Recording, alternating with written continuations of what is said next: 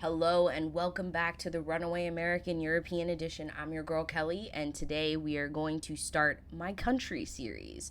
So I started a poll basically asking everyone how they wanted me to react to countries. I'm planning on doing one country probably every 2 weeks to a month, depending on how big that country is and how much content there is.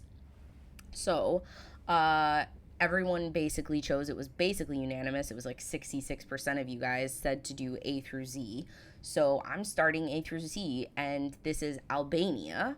A lot of people told me do geography now. So that's going to be my first video for each and every country is geography now. I'm also going to react to places to visit, culture, food, music. Basically, I'm also going to do the Eurovision from each country, just the full, if they have it, I'll watch it. Basically, I know Albania does. I've already favorited the video. So anyone, when it's coming to your country, please, if there's a video you want me to react to about your country, whether it's something silly like building houses, or it's a tradition that you guys have, or it's a specific food you want me to react to, anything you want to, just leave me a link in the comments, okay? And I will get to it. I will definitely add it to my list for the country. As I said, this is Albania, and I'm going down the list. So I'm sorry if you're F, or, if you're far down, no, I can't even think of a European country that starts with France. Stupid. I'm dumb. But yeah, if you're far down, there are no Z's. So again, I'm going to come to you though, and hopefully you guys enjoy these videos and interact with them. I'm excited to learn about some countries. I feel like I have a better grasp on European geography and history than a lot of my fellow Americans do, but I know that mine isn't very good, as pointed out by the fact that everyone was like, Swiss isn't a language. Yes, I know, that was my fault. I realized Swiss wasn't a language. After I said it, I was like, oh, that was dumb. Yes, they speak many languages. I think everyone was telling me they speak Italian, German, French, and one other language that I'm forgetting what it's called, but it's a very small amount speak it. So anyways, I'm gonna learn about these countries. I'm really excited. Let's dive into this. You know how in high school there's always that one little emo kid that just kind of keeps to themselves and sits in the corner, but then about 10 years later at the reunion you find out they actually have a lot of friends and they're pretty cool? That's kind of like what Albania is. It's time to learn geography. Now you know the drill. Before anything, let's dissect that flag.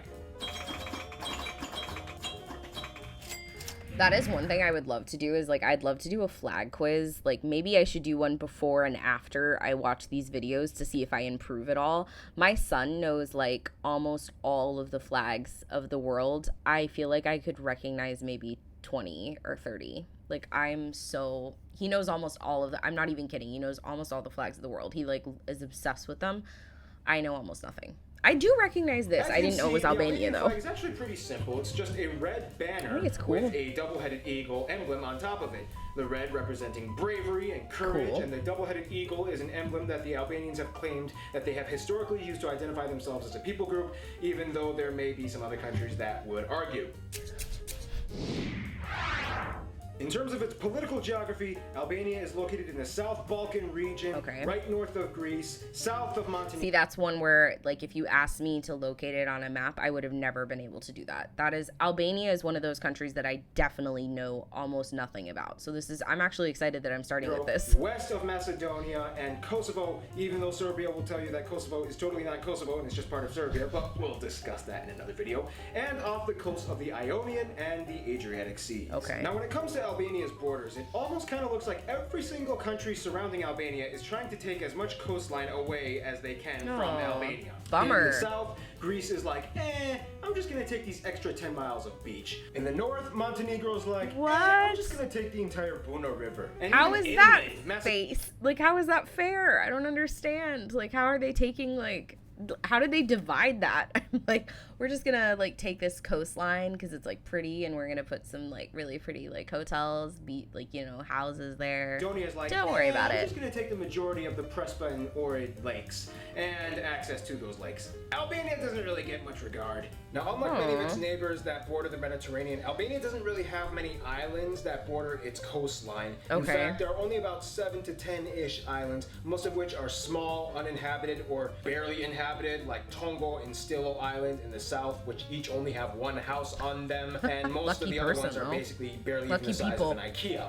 However, a lot of them do have a lot of cool historical ancient sites and landmarks on them, such as Ali Pasha Castle on Butrint, that's cool. and the 13th century monastery on Zvedes Oh, that's Island, pretty. That's really pretty. Except for one, Sazan Island.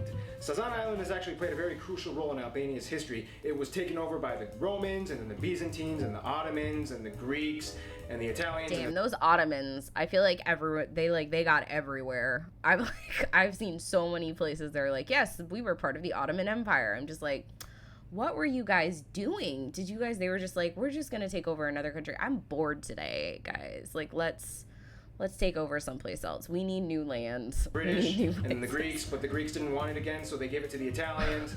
And then the Italians finally gave it to Albania. It's a long story. Oh my gosh. Sazan Island is the only somewhat inhabited island, as the people living there are only there to maintain the former military bases. Oh, wow. That were built. Interesting. In terms of its physical geography, Albania is about 70% mountainous, with about 25% of the land being arable for agriculture and farming, which, by the way, is a sector that employs about half of the entire population of Okay, Albania. so agriculture is Albanians take their agriculture very seriously. In fact, for a while, they were completely closed off from the rest of the world and self-reliant. Oh, that's really interesting. That's really cool that they were self-reliant for so long, because as someone, I was living in Hungary in Europe for a really long time, and they like imported everything. There was like so much import, like everything was from somewhere else. Fruits and vegetables and other produce. One thing that Albanians really like to grow: tobacco. Oh, they do. Damn. They just do. Now, Albania is also loaded with a bunch of other types of landscapes, like rolling green hills, lush forests, and very nice warm temperate beaches, such as the ones at Samil and Durrës. Speaking of which, interesting factoid: if you go to Albania, pretty much everywhere around the entire country, you'll notice these World War II concrete war bunkers located everywhere. The reason being because in the middle of the 20th century, the old communist leader Enver Hoxha took over and built these war bunkers, about 700,000 of them, and placed them all over the country for militaristic preparation. Holy crap. Now, of course, I've been to a few of the war bunkers, like not those obviously. I've never been to Albania, but I remember I've gone to the ones in like Normandy. Those are like crazy. It's amazing. Like the bunkers are so nuts that they just like built these massive like concrete structures, or like some of them were like below the ground and stuff. It's just, that costed the country a lot of money that they pretty much didn't have, and it was a poor investment because they never However, to this day, it's almost like a little I Spy game. When you go to Albania, see how many bunkers you can find. Oh my god, it's like in the building. That's so funny. It's like in the middle of the building. Now, in terms of its demographics, about 85%, the vast majority of people in Albania identify as ethnically Albanian. Now, there are some minorities like Greeks and Macedonians and Montenegrins as well. The vast majority of people in Albania also speak the Albanian language, which is one of the most distinguishable facets of this country. The Albanian language to this day relates to no other Indo-European language branch in the world. That's like very interesting. Okay, like Slavic, Russian, Ukrainian, Serbian, Bulgarian, Czech, Polish, Macedonian. Okay, I don't see Hungarian on this list either. Does anyone want to tell me if Hungarian was? Because I feel like Hungarian's probably very similar to Albanian. Like their rules make no sense, and they don't have like anything in common with other languages. As its own, and it's a very unique language. Albania also has a very interesting faith-based background. About 60% of the people identify as non-denominational or secular Muslim, and about 20% identify as Christian, mostly Catholic or Orthodox. Although historically, Albania at one point banned all religious freedom and was declared the very first atheist state in the entire world. Whoa, that's crazy. They were just like, no religion, we're atheists now, to everyone. Yeah, we're going to take this like a step further. Some people say like, you must practice this religion. We're just going to say, you can't practice nothing. communist regime until Whoa. 1992. Interesting side note. In Albania, they shake their head to say yes and they nod their head to say no. That would confuse the F out of me. That would confuse me so bad. I'd be like, The what? friend zone. This is where things get a little interesting because historically, Albania has probably been one of the most socially awkward countries in the world. Shortly after Albania was Don't talk to me. I'm an introvert. Like, from the Ottoman Empire. There's the Ottoman Albania again. kind of went through a few decades of not exactly quite knowing how to be Albania again. Okay. And that's when the Soviets Oh, came of in. course For they a while, did. Albania was part of the Soviet bloc. However, during the Sino-Soviet split, which is something we will discuss all that drama in another video, Albania actually decided to side with China and not Russia, which strategically may have been a bad decision. The yeah, reason being considering because that Russia made was like China right next to you. Like, Russia's like right there. It's like, nah, we don't agree with you. Okay, we're just gonna invade your butt. Like, Albania's only ally in the world. And it can get kind of hard when your only ally in the across world the isn't even world? close Yeah, to you like- geographically. And to add on top of that, in the 70s, China was kind of like, look, Albania, it was cute how you wanted to tag along, but you're on your own. And then Albania had no oh, allies. In the last ouch. few years of China's communism, like, dude, we don't need you. Like, please, like, that's nice that you like want to be friends, but no. following the death of Enver Hoxha, Albania kind of saw what was going on. They were like, yeah, we kind of need to turn things around. Let's turn this Finally, around, in 1990, the communism regime ended, Woo-hoo. making Albania a constitutional republic. This opened up a lot of doors. And from the 90s up until today, Albania has become one of the most social countries in the damn, world, okay. opening up its arms, trying to regain as many diplomatic relations as it can with as many countries, and to this day has about 40 embassies in 40 different countries. Wow, Albania is that's not impressive. a social butterfly. Albania is a social pterodactyl. They even named a street after George W. Bush after he visited there one time in 2007. We're just gonna dedicate this statue to you. Please come back. We really enjoyed your time here. Interesting side note, there's an early episode of The Simpsons in which Bart signs up for a foreign exchange student program and goes to France, whereas the Simpson family receives an exchange student named Adil from Albania.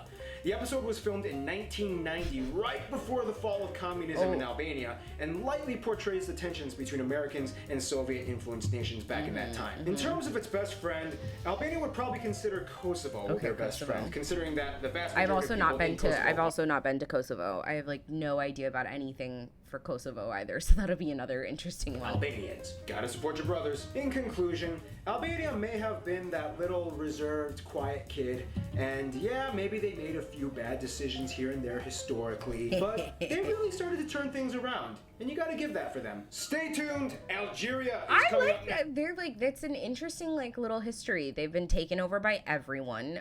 I mean, like, what country in Europe hasn't at this point? I'm like, I'd be shocked to watch one of these videos and hear that like they've never been like taken over once.